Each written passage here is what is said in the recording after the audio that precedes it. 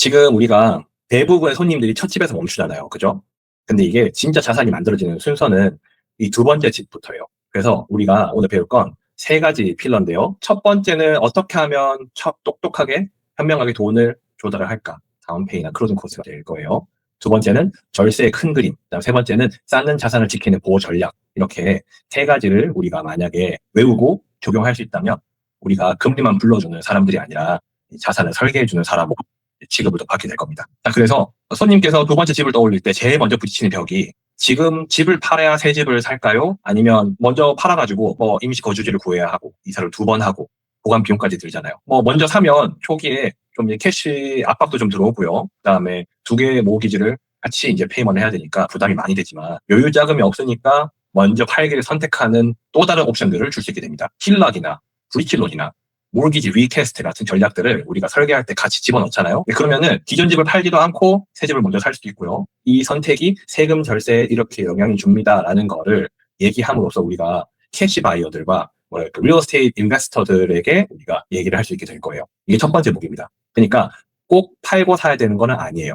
그걸로 이제 대화의 문을 여시고요. 먼저 사면 장점은 이사 스트레스가 거의 없고 임시 거주지가 필요가 없죠. 근데 조건이 있는데 두 개의 모기지를 감당할 수 있는 소득 증빙, 듀얼 인컴 퀄리피케이션이라고 불러요, 이거를. 그리고 이제 브릿지 자금이 필요하겠죠. 클로징 코스트 같은 거. 근데 먼저 팔고 새로운 집을 사게 되면은 우리가 이 자본도 확실히 안전하게 이제 준비할 수 있게 되고요. 다음 페이먼도 많이 할 수 있으니까 새롭게 낼 모기지 페이먼을 좀 극적으로 줄일 수 있겠죠. 그 대신에 임시 거주지도 마련해야 되고 새 집 구매할 때 시간 압박을 또 받을 거예요.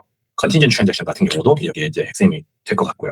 정답은 없는데 손님이 갖고 계신 이퀴티랑 자금 타임라인에 따라 가지고 순서를 정하면 됩니다. 우리가 그거를 진단할 수 있는 포지션만 이제 우리가 들어가면 되거든요. 그래서 현재 집 에퀴티가 얼마인지, 그다음에 소득으로 두 페이먼을 동시에 낼 수 있는지, 그다음에 만약에 이사를 두 번 해도 괜찮은 손님인 건지를 우리가 먼저 파악을 하는 게 중요할 것 같습니다. 우리가 기존 집에 한해 가지고요. 에퀴티를 꺼내서 만약에 다운페이를 만들어낸다면 크게 두 가지 방법이에요. 첫 번째는 힐러, 우리말로 이제 주택 담보, 약간 마이너스 통장 같은 느낌이에요. 그래서 1차 모기지는 낮은 금리 그대로 두고요. 필요할 때만 꺼내 쓰는 마이너스 통장을 만들어내서 다운페이먼으로 씁니다. 요게 이제 첫 번째. 두 번째 같은 경우는 이제 캐시아웃 리파이낸스입니다. 현재 이자율이 높거나 이미 높거나 아니면 장기 페이먼으로 큰 목돈을 지금 당장 빼야 될 때에 유리합니다. 그러니까 꼭 기억해야 될 게 캐시아웃 리파이낸스는 돈을 빼는 순간 이자가 들어간다는 점. 힐러 같은 경우는 내가 쓰고 싶은 타이밍에 이자가 발생된다는 점. 여기서 이제 갈릴 것 같고요. 수수료 같은 경우는 이걸 하나 저걸 하나 3,500에서 4,000불 정도 들어가니까 감정도 해야 되고 에스크로 오픈해야 되고 하잖아요. 그런 부분들은 똑같으니까 1차 금리가 낮으면 힐러 먼저 얘기해 보시고요. 1차 금리가 벌써 지금 높았다면 캐시아웃도 같이 고려해보면 좋을 것 같아요. 그러니까 두 번째 집 가려고 하는 분들한테 1차 모기지 금리를 먼저 물어보세요. 그래서 이제 우리가 이 하이브리드나 아니면 캐시아웃이나 계산을 해보면 좋겠습니다. 이거는 우리 모기지 회사에서 얘기를 잘 안 하는 부분이에요. 모기지 리퀘스트라는 펑션이 있습니다. 이게 뭐냐면 제용자가 만약에 50만 불에 7% 이자로 해서 계약이 됐다면 이 페이먼이 라이프 오브 더 론까지 쭉 이어지잖아요. 근데 리퀘스트를 하게 되면은 이 이자율은 그대로 두는데 원금의 몫이 줄어드니까 론 썸의 페이먼이 떨어지니까 먼슬리 페이먼이 자동으로 재계산돼가지고 낮아지는 거예요. 론 오피서 입장에서는 모기지 리퀘스트를 하면 손님들한테는 이득일지라도 우리한테는 이득이 없죠. 리파이낸스 케이스가 없어지는 거예요. 그런데 부동산 에이전트와 론 오피서 두 개를 같이 하는 이 인디비주얼 눈으로 본다면은 이 리퀘스트 옵션을 씀으로써 이 손님이 지금 집을 사야 되는지 나중에 사야 되는지 확신을 줄 수 있어요. 엑셀로 차트를 만들고요. 첫 집을 팔아서 목돈이 생겼거나 보너스 같은 큰 돈이 들어왔을 때 이걸 낮추면 되니까 걱정하지 말라는 식으로 우리가 브레이크다운을 줄 수 있겠죠. 레이트는 냅두고 페이먼만 낮춘다를 리퀘스트 한다라고 생각하시면 됩니다. 그러니까 손님들이 금리는 안 바꾸고 월 페이먼 낮춘다 그러면 다시 재용자 하세요라고 보통 많이 하는데 만약에 내가 부동산 에이전트의 눈으로 본다 그러면은 이 모기지 리퀘스트 카드를 꺼내서 손님한테 신뢰를 얻고 지금 당장 오퍼를 쓰는 그런 디렉셔널 디시전을 우리가 유도할 수도 있습니다. 목적은 재용자를 할 때 더 낮은 금리로 갈아탈 거냐 아니면 상환 기간을 바꿀 거냐 아니면 금리를 유지하면서 목돈을 넣어서 리퀘스트를 할 거냐 크게 나눠놓고 접근을 하고요. 접근을 할 때에 손님들이 얻는 금전적 이득이 있는지가 tangible benefit이에요. 그다음에 1년에서 1년 반 안에 들어가는 대출 비용을 회수할 수 있는지. 그래서 리퀘스트 같은 경우는 새 집을 산 뒤에 기여집을 팔아서 생기는 큰 목돈을 상환할 때 가능합니다. 그렇죠? 리퀘스트 같은 경우는 클로징 비용이 없어요. 아까 힐락이나 캐시아웃 리파이낸스는 클로징 비용이 있다고 그랬잖아요. 이 모기지 리퀘스트는 클로징 비용이 없다 보니까 이런 것들도 새로운 노트가 레코딩이 되니까 리포딩 피 500불, 600불 정도만 생각하시면 될 것 같아요. 자, 이거 얘기해 봅시다. 크레딧 스코어. 우리가 모기지 웨이트를 이제 우리가 코어스 할 때 레버리지를 쓰는데 포인트가 있는데요. 신용 점수가 가장 큰 디터미닝 팩터예요. 그러니까 점수가 760점 이상이냐 아니냐에 따라 가지고 금리가 700점인 손님과 760점 손님의 차이는 한 0.65 정도 차이가 나거든요.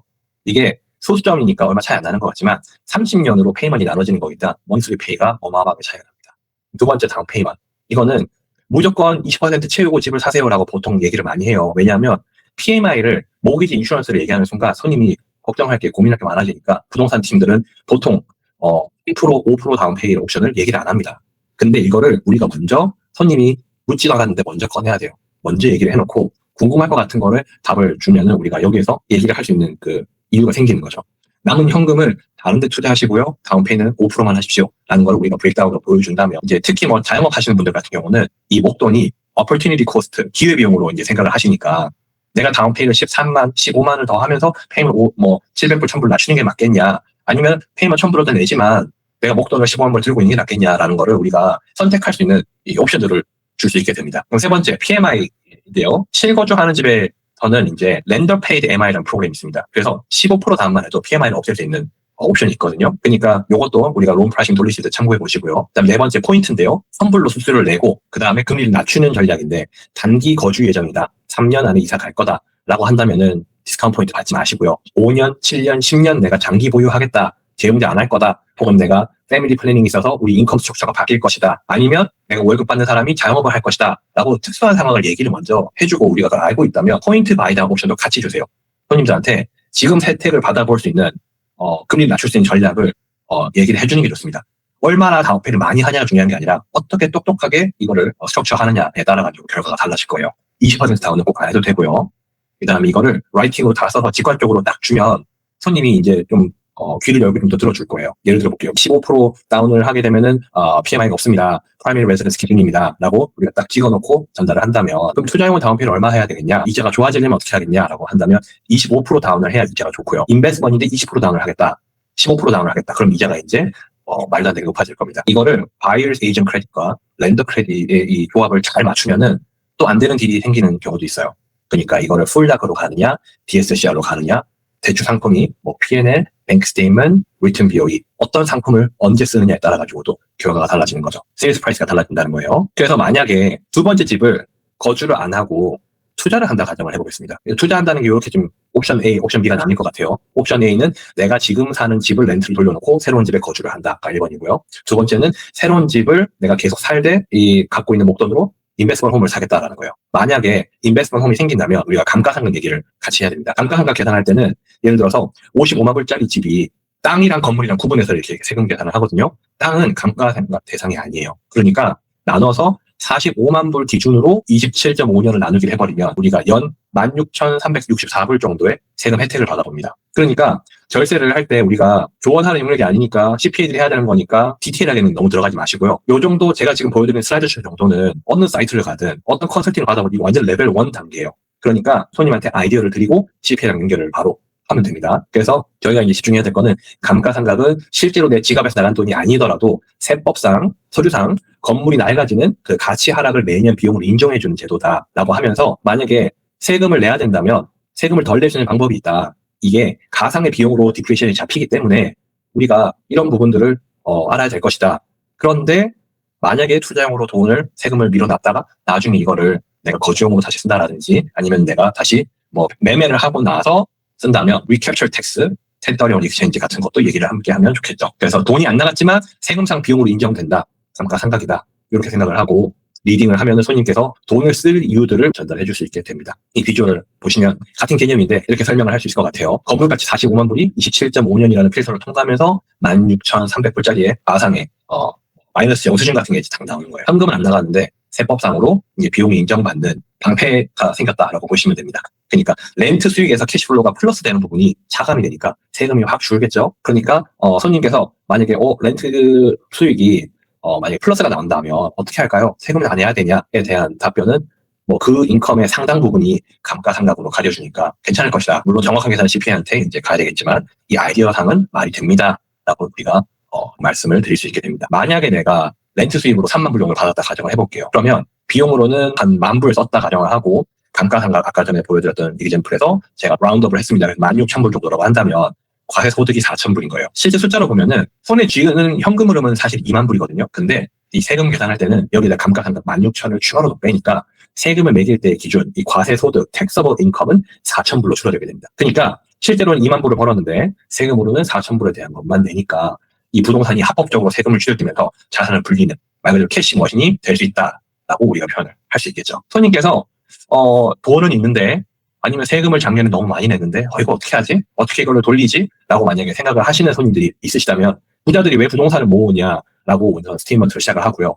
거기에서 이제 우리가 좌표를 찍어주면 됩니다. 이 사람은 이렇게 해서 돈을 벌었고요. 저 사람은 저렇게 해서 돈을 벌었는데 이분은 이렇게 세금을 내셨고 저분은 이렇게 세금을 내셨습니다. 자, 우리가 론 오피스 입장에서는 대출 승인을 위해서 세금을 미리 받아보잖아요. 그러니까 우리가 손님들 정보를 리젝트 해가지고 이런 손님이 이렇게 해가지고 이 집을 샀습니다. 우리가 플로우를 그려줄 수 있겠죠. 근데 이게 만약 부동산 에이전트라면은 이거를 엑셀로 만들어가지고 캡레이트를 만들든지 아니면은 폴폴리오 프레젠테이션을 만들어가지고 투자 세미나를 할 수 있게 됩니다. 예를 들어서 오늘 이 세미나 끝나면서 나랑 BRBC 서류 쓰시는 분들은 1, 2, 3 혜택을 드립니다. 이런 식으로 프로모션 이벤트를 걸 수도 있고요. 아니면은 혼자서 하기 버겁다. 손님이 너무 많아졌다. 그렇다면 주변에 있는 론 오피서나 아니면은 부동산 에이전트랑 콜라보를 해가지고 이거를 획기적으로 사이즈를 키울 수도 있겠죠. 현재 흐름 2만 불하고 과세소득 4,000불하고의 비교를 해보자면은 같은 거래인데 두 숫자 결과가 완전 달라요.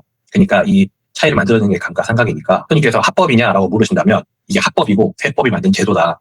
활용하는 거는 CPA가 정확하게 짜드리니까 우선 나랑은 그냥 매핑만 그리시고 그 다음에 디테일은 CPA랑 한번 짜보자. 그렇다면 CPA는 어떻게 하냐면 김 사장님, 박 사장님 연말 전까지는 얼마를 쓰세요라고 이렇게 딱 숫자를 주거든요. CPA들이 숫자를 다운 페이먼트 클로징 컷으로 우리가 집어넣고 리버스 칼큘레이트 하면 됩니다. 보통 우리가 변수가 하나면 이퀘이션이 한 개라 그랬어요. 그죠? X가 다운 페이먼트이고 론 어마운트 equals 세일스 프라이스라면 벌써 우리가 지금 변수 그다음에 상수가 결정이 돼버렸잖아요. 그러니까 이 대출 금액만 계산하면 파이널 프라이스가 나온다. 그럼 우리는 인컴 계산했죠?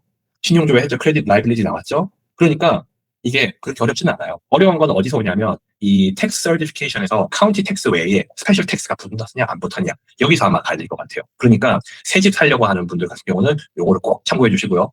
아니라고 한다면 그때 가서 보면 되겠죠. 예를 들어 뉴빌드 콘도 같은 경우는 이 스페셜 텍스가 있냐 없냐가 텍스 설치에 나와요. 그러니까 텍스 어세스먼트를 우리가 더블 체크해서 데프트 인컴을 계산해 줄 수 있다 그러면 너무 쉽겠죠. 이 정보는 보통 세일즈 오피스에서 다 주니까 먼저 오퍼 쓰기 전에 우리가 검토를 해볼 수도 있습니다. 세 번째 필러, 이게 이제 론 오피서로서는 내가 이 정도를 왜 알아야 돼 할 수는 있는데요. 이걸 알면 우리가 부동산 브로커들이랑도 직접 얘기를 하고 딜을 또 만들어낼 수가 있어요. 이게 부동산 자산이 늘어날수록 많아질수록 법적 책임, 라이빌리티 리스크가 같이 커지거든요. 특히나 이 투자용 부동산 같은 경우는 개인 명의로 갖고 있으면요. 렌트 준 집에 사고가 터졌거나 소송이 일어났거나 그래버리면 이 내가 사는 집, 내 은행 계좌, 내 다른 자산에가 전부 다 노출이 돼버려요. 디스커버리 과정에서 이게 다 나옵니다. 그렇기 때문에 자산을 모으는 것만큼 중요한 게 어떻게 하면 이 방어선을 미리 구축하는 거냐라고 볼 수 있겠죠. 그러면 방어선을 같이 쌓는 이 두 가지의 트랙을 같이 설명을 이제 해야 됩니다. 투자용 손님한테는요. 자금을 개인 명의로 갖고 계세요라고 물어보시고 세금, 텍스 플래닝 간단하게 얘기를 했지만 거기서 하나 더 추가해가지고 이 라이빌리티 플래닝까지도 에셋 프로텍션 플래닝까지도 우리가 오프닝 질문에서 던져버리면은 돈 갖고 계신 분들, 돈을 쓰려고 하시는 분들한테 좀 더 전달하기 쉬워집니다. 그래서 LLC가 왜 필요한지 이제 이 슬라이드쇼로 좀 보여드릴게요. 개인 명의로 부동산을 갖고 있죠. 그러면 테너트가 예를 들어 200만 불짜리 소송을 걸었다 해볼게요. 갑자기 숨을 쉬기가 어렵다. 아니면은 몰드가 있어가지고 막 눈이 자꾸 막 감긴다. 머리가 어지럽다. 아니면 쥐가 나왔다. 이런 식으로 뭔가 이유가 생겨가지고 소송이 걸렸다 가정을 하겠습니다. 자, 그러면 그 화살이 개인한테 곧장 날아와요. 거주하는 집, 개인 자산까지 몽땅 노출이 돼버리죠. 근데 LLC 명의로 소송을 하잖아요. 그러면 소송의 대상이 법인으로 한정이 돼버려요. 그러니까 클레임을 그 자산 안에서만 갇히게 하고 내 개인 자산은 이 뒤에 벽 뒤에 완전 격리돼가지고 빼버리잖아요. 그러면 이제 LLC 책임을 분리하는 툴로 사용이 됩니다. 그러니까 이게 절세하는 도구라고 많이 표현하는데 그렇진 않아요. 이게 이 pass-through entity가요. 결정적으로는 이 책임을 분리하는 약간 firewall 같은 도구로 봐주시면은 적용하기 쉬우실 거예요. 그러니까 LLC 설립이랑 구려 짜는 거는 변호사가 보통 많이 하는데 요즘에는 구글 설치해가지고 온라인으로 만들 수 있죠. 이게 하나가 될 것이고 우리 론 오피서의 가치는요. LLC 명의로 이 대출을 신청하면서 LLC 명의로 부동산 레코딩을 할 수 있다. 그러면서 론 애플리컨트는 피터 김인데 레코딩은 ABC LLC로 LLC 명의로도 할 수 있다. 구분할 수 있다라고 우리가 설명할 수 있게 됩니다. 그러니까 LLC로 레코딩하는 론을 우리가 할 수 있다면 어떤 상품들이 있는지 rate term fee를 우리가 나중에 알아보는 것도 중요하겠죠. 그래서 이제 이거를 정리를 좀 해야 돼요. 리스크 매니지먼트로 보는 거예요. 손님이 만약에 여러 채 집이 갖고 있다는 가정을 해볼게요. LH 한정이 다 올인을 해버리면은 만들어도 소용이 없어요. 구조가 좀 더 중요해지는 거죠. 잘못된 구조는 하우스 A, B, C 이거를 전부 한 개인명이나 하나의 LLC로 몰아 넣어버리잖아요. 그럼 대출은 잘 나오는 대신에 이게 한 곳에 소송이 나버리잖아요. 그러면 자산이 전부 다 위험해져요. 올바른 구조는 각 부동산 별도의 LLC를 구분하고 그 위에 최상의 홀딩 컴퍼니 LLC를 하나 만들어 놓는 겁니다. 그렇다면 한 집에서 소송이 터져도 나머지 부동산들은 리스크에서 철저히 분리가 됩니다. 한 바구니에 자기를 다 안 담는다라는 게 이런 식으로 그림이 그려질 겁니다. 그죠? 그래서 여러 채 가진 투자자 인베스터들이랑 만약에 딜을 한다면 이 그림 보여주시면서 우리는 일반 론 오피서가 아니라 렌더가 아니라 자산을 설계해주는 플래닝을 해주는 론 오피서, 론 컴퍼니입니다. 요 엑스큐션 플랜을요 얘기한 것들을 변호사랑 다 연결해 주면은 이런 콜라보레이션이 또 가능해져요. 그래서 많은 분들이 이 LLC에 대해서 많이 이제 오해를 하시거든요. 이게 또 보험이 따로 필요해요. LLC는 법적인 방패라고 만약에 표현을 한다면 법적 구조를 보호해주고요. 책임 범인을 법인으로 제한을 하고요. 근데 변호사 비용, 무슨 익스펜스들이 생길 거 아니에요? 이거를 보험으로 커버를 한다면 실제로 이 돈도 보호해줍니다. 막대한 소송 방어 비용도 커버되고요. 변호사 비용을 내주는 거예요. 그다음에 실제로 내가 실수를 진짜 했어요. 그럼 배상금이 나올 텐데 이것도 보험을 통해서 지불할 수 있게 됩니다. 그러니까 LLC만으로는 개인 관리도 소송을 하고요. 네거런지 소송을 완벽하게 나올 수는 없거든요. 랜드로드 인슈런스를 만약에 50만 불 커버를 했어요. 거기다가 엄브렐라 인슈런스 같은 거를 100에서 300만 불 정도로 커버를 해버리면은 1부터 10까지 전부 다 커버가 될 수 있습니다. 그러니까 LLC 만들었으니까 이게 됐죠? 라는 손님한테는 이 구조는 맞지만 이 돈을 보호해 주는 거는 사실은 한결이 더 필요합니다라고 우리가 이거 보완해 줄 수 있는 것도 우리의 일 중 하나가 돼요. 그래서 이제 요거를 우리가 세 가지로 오늘 얘기해 봤어요. 첫 번째는 영리한 현명한 자금을 조달하고요. 그 다음에 위키에스랑 힐락으로 묶어요. 그래서 준비를 했습니다. 그 다음에 절세를 극대화해야 됩니다. 감가상각을 통해서 하고요. 세 번째, 이 만들어 놓은 자산을, 키워놓은 자산을 보호해야 돼요. LLC와 엄브렐라 보험 같은 걸로. 그래서 손님이 단순히 두 번째 집을 사는 게 아니라 제너레이션 투 제너레이션, 하우스 투 하우스로 넘어갈 수 있는 이 시스템을 만들어주는 게 우리를 통해서 시작이 된다 그러면은 손님이랑 관계성이 좀 더 좋아지겠죠. 이 세 가지의 기둥을 우리 상담하는데 이 풋프린트로 계속 두고 계속 반복하세요. 똑같은 얘기 계속 하시다 보면은 나만의 플로우가 나옵니다. 손님을 만나면서 순서대로 1, 2, 3 결과 집을 거주용을 사세요, 투자용을 사세요가 결론이 나온다면 우리가 일반적으로 이자만 파는 비용만 얘기하는 론오피서가 아니라 금리는 상관없이 대출 상품이랑 딱 맞춰가지고 손님이 원하시는, 손님이 딱 기대하셨던 결과물을 주는 완전히 다른 론오피서로 우리가 포지셔닝 할 수 있게 됩니다. 그래서 이게 자산 구축할 때 무한 루프예요. 그래서 이 다이어그램 보시면 첫 집에 절세를 했죠. 그래서 아이드마이스 디덕션을 통해 가지고 잉여 자금을 만들었어요. 그 다음에 이 돈 가지고 대출을 익혀가지고 레버리지해서 두 번째 집을 샀습니다. 그 다음에 이 부동산을 통해 감가상각으로 현금을 좀 늘렸어요. 현금 흐름을 늘리고 그 다음에 0으로 가깝게 이 텍서블 인컴을 줄여버려요. 그렇게 만들어진 돈을, 에셋을 LLC랑 보험으로 딱 방어를 합니다. 첫 번째가 잘 되잖아요. 그러면 두 번째, 세 번째는 금방금방 됩니다. 손님들이 만약 W2 High Net Worth Individual이라면은 다운 페이먼트 3만에서 5만 불, 20에서 30만 불짜리 콘도 같은 거는 계속 살 수 있게 되는 거예요. 손님은요, 집을 한 채만 보지만 우리는 이 돌아가는 엔진을, 시스템을 손님한테 전달해주고 팔아야 되는 거예요. 그렇다면 한 번의 거래가 아니라 이 돌아가는 엔진을 갖다 파는 거니까 두 번, 세 번 재구매가 될 수도 있고요. 이렇게 비슷한 상황에서 고민하는 분들은 리퍼럴이 연결이 될 수도 있고요. 첫 거래에서 이 그림을 먼저 줘버리면은 이 손님이 어디 가서 이 얘기를 들어보겠어요. 그죠? 그러니까 요거를 우리가 이 손님한테 커스텀으로 이 슬라이드 쇼 비슷하게 만들으시면서 앞에다가 누구누구님께 드리는 나의 프로포절이다, 스틱먼트다 이렇게 해서 이메일로 던져버리면은 좀 더 쉽게 트랜잭션을 일으킬 수 있게 됩니다. 그래서 이제 저는 보통 이렇게 이제 프레젠테이션 덱을 만들어가지고 던져요. 그래가지고 내 집 마련의 꿈부터 대를 잇는 자산 이런 거 크게 얘기를 하면서 대출 과정이나 이 절세가 복잡하다고 생각하는 분들이 많거든요. 이거를 퍼즐 맞추기로 저는 표현을 해서 100개의 퍼즐 피스가 있던 1000개의 퍼즐 피스가 있든 한 개 없으면 어차피 완성을 못 하는 거예요. 그 한 개의 퍼즐 피스가 내가 되기를 바라는 마음으로 로드맵을 제가 완성을 해줘요. 모든 플래닝에 다 저를 끼워 넣습니다. 어떤 팀이 됐든 부동산 에이전트들이 됐든 아니면 손님이 됐든 이 대화에서 항상 상담 예약을 하면서 콜 투 액션을 마무리해요. 그러니까 정보만 진득하게 딱 줘버리고 끝내면 절대 안 되고요. 만약에 제가 여기서 클로징을 한다면 저는 기빙 투 엔딩의 피터고요. 1대1 전략 상담을 하면서 당신을 위해서, 너희 팀을 위해서 내가 이런 프로모션, 프레젠테이션 어떤 방법들을 내가 제시해주겠다라고 이렇게 연결을 시켜 놓거든요. 그래서 그런 부분들이 정리가 된다면 좋을 것 같아요. 콜 투 액션은 항상 상담 예약이나 그런 시스템을 통해 가지고 받을 수 있으면 좋겠습니다. 자, 마지막으로 LLC랑 에스콥에 대해서 많이 질문이 들어와가지고 이것도 하나 정리를 해봤어요. 이게 보너스인데 저도 융자를 많이 하다가 하면서 이제 깨달은 부분이에요. 또 이제 다른 손님들 하는 거 보면서 이제 제가 깨달은 건데 손님한테 절대 조언은 안 합니다. 조언을 하는 순간 이제 컴플리트에 걸려버려요. 그러니까 제가 최대한 개념만 볼 수 있도록 패브리케이팅 넘버를 그냥 써봤어요. 만약에 순이익이 15만 불이 나왔다 가정을 하겠습니다. 내가 만약에 개인 사업자 구조, 스케줄 C가 되겠죠. 이렇게 된다면 전액을 자영업자의 셀프 인포메 텍스가 붙어버려요. 그럼 15.3%가 붙어버리니까 모피하고 막 몇만 불씩 냅니다. 세금을. 에스코 구조를 해가지고 돌려가지고 돈을 이제 받잖아요. 그러면은 합리적 급여, 페이롤 텍스 8만 불과 K1 디비던드 배당금으로 7만 불 정도가 나눌 수 있게 될 거예요. 배당금 부분은요. 자영업세 면제를 받아요. 이게 키입니다. 사업이 일정 규모 이상으로 커졌잖아요. 그때 많이 내야 될 막대한 자영업세를 아끼는 이 메커니즘 정도로 생각해 주시고요. 여기 플래닝에서 만약에 디테일하게 들어가려면 CPA한테 무조건 물어보셔야 돼요. 그러니까 손님들이 LLC를 만들고 스케줄 C로 해가지고 하는데 코퍼레이트를 지금 만들어도 된다 안 된다 이렇게 선택을 뭐 이렇게 강요하는 CPA들도 있거든요. 근데 그렇게 얘기가 나왔을 때 있죠. 우리가 지금 작년에 얼마 냈는데요 라든지 올해 내가 지금 이만큼 벌었는데 앞으로 이만큼 더 벌 것 같아요 라고 우리가 프로젝트할 인컴을 CPA한테 주면서 상담을 요청하시면 10월 달쯤 돼가지고 연말에 얼마 써라고 딱 이렇게 금액을 줍니다.